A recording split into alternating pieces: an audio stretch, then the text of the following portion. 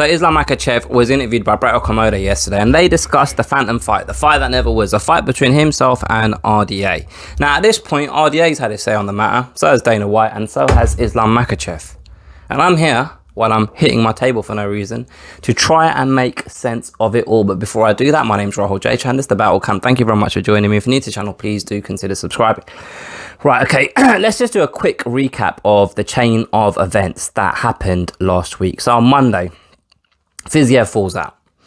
And as soon as Fiziev falls out, Islam Makhachev tweets, "I'll fight you, RDA, but at 170 pounds. RDA responds saying, "No, I want to fight you at 165 pounds. Islam responds, "Oh, are you chicken? Are you running from the fight?" Or something along those lines. And RDA effectively pulls his knickers down and says, "Okay, fine, I'll fight you at 170 pounds. And then after that, it's just dead silence. A tumbleweed roll through my living room. Come Tuesday afternoon, no word from Islam, but the front runner is Moicano, who eventually was the replacement, right? And then I think on Wednesday, Dana White does an interview where he's asked about how that situation played out, and he said Islam pulled out of the fight. He said no, he doesn't want to fight, and he would love to see Islam Makhachev fight Beneil Dariush next, the fight that he was originally booked in before Bobby Green had to step in at late notice. RDA since has said that Islam Makhachev apparently asked for $1 million to fight RDA at late notice, and I was really interested to see what Islam made of all of this and what his side of the story is, right? So when Islam spoke to Brett Okamoto, his response to all of this was, "I'm the one who asked my manager to contact the UFC to make this fight. And all I wanted was for them to agree to one condition, and I would have stepped in." That's what he's saying. Now, Brett Okamoto asked him, was it $1 million? Was your condition $1 million? $1 million. And Islam said, no, it wasn't $1 million. But then he wouldn't actually disclose what that condition was, right? And I find that really annoying, because if you've come on so look, you called him out in a public space on Twitter, right? And we've seen that you called him out and he agreed to the fight under the conditions that you requested, aka 170 pounds. With that being said, you didn't fight him on Saturday, so something clearly has gone wrong. Now, Dana White has come out and said, you turned down the fight, right? And you've come out and said, no, the UFC just didn't want to agree to this one condition.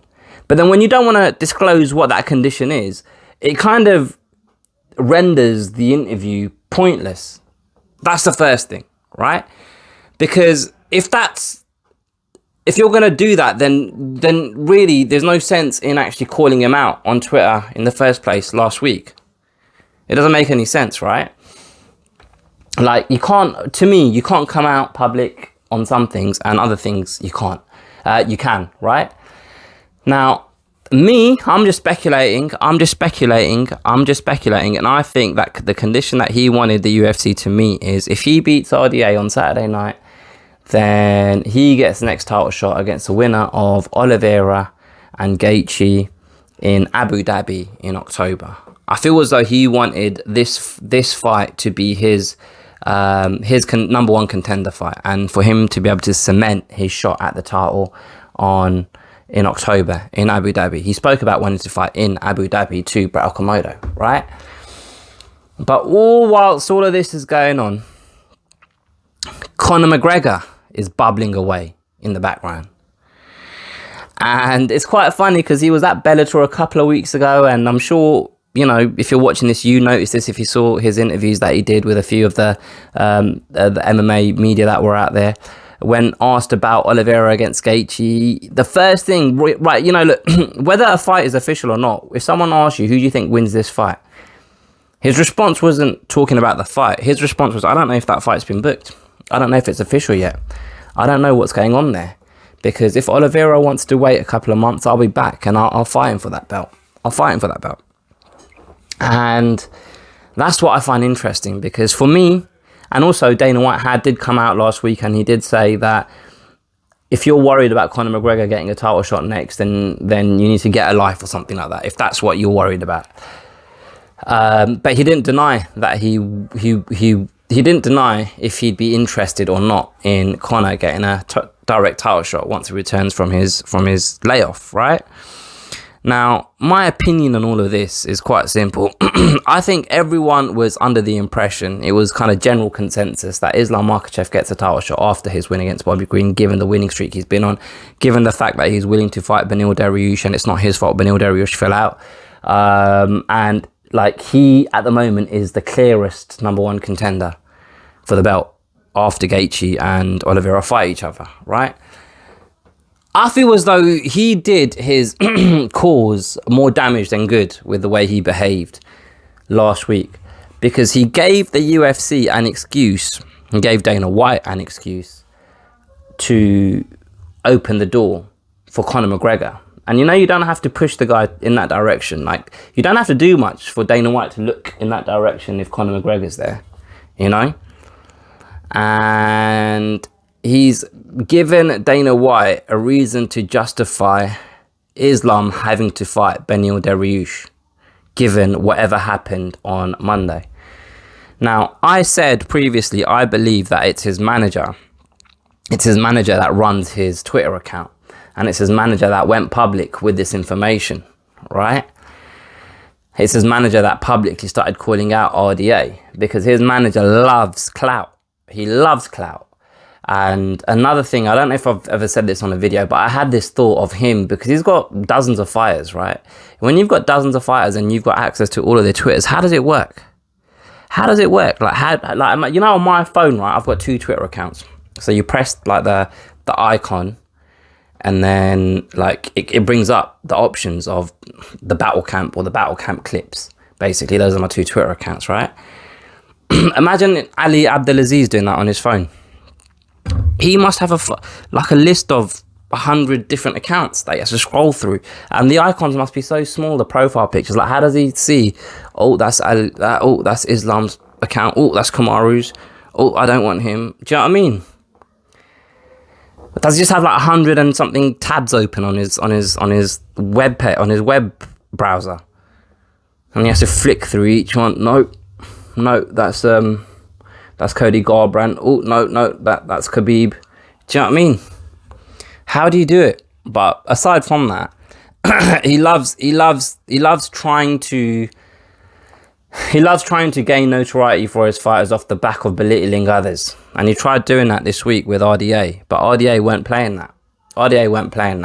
And if you really take a dozen steps back, I've used dozens twice now in the space of a minute, but if you take a few steps back, right, and you look at the situation, nobody was calling for Islam to jump in. Nobody believed that Islam should jump in. He's just fought. Like, no one would even bat an eyelid to say, even if the UFC approached him and said, do you want to fight? And he says, you know what, I feel a little bit banged up. I don't really want to fight within a week of my last fight. I've put on too much weight. I don't want to do another weight cut. I wasn't planning on fighting twice in 2 weeks. So apologies. No, I'm not going to fight. Nobody would hold that against him. But because he then threw his name in the hat, and if you actually go back and listen to Islam Makhachev's interview, where he said, the first thing I did was ring Ali Abdelaziz. I rang Ali and told him I want this fight. So if Ali had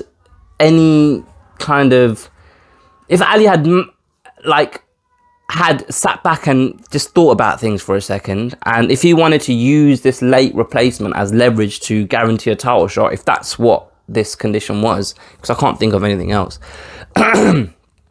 then surely just don't go public with it just yet. I can understand trying to go public with it if the UFC have agreed to these conditions, but RDA isn't agreeing to the weight, right? So you said to the UFC, this is the money we want. If you can guarantee us a title shot, if we beat RDA, then we're in. And the UFC say, fine, we're happy for you to fight at 170, but RDA wants to fight at 160 or at 165. And if you win, you're definitely getting a title shot in Abu Dhabi.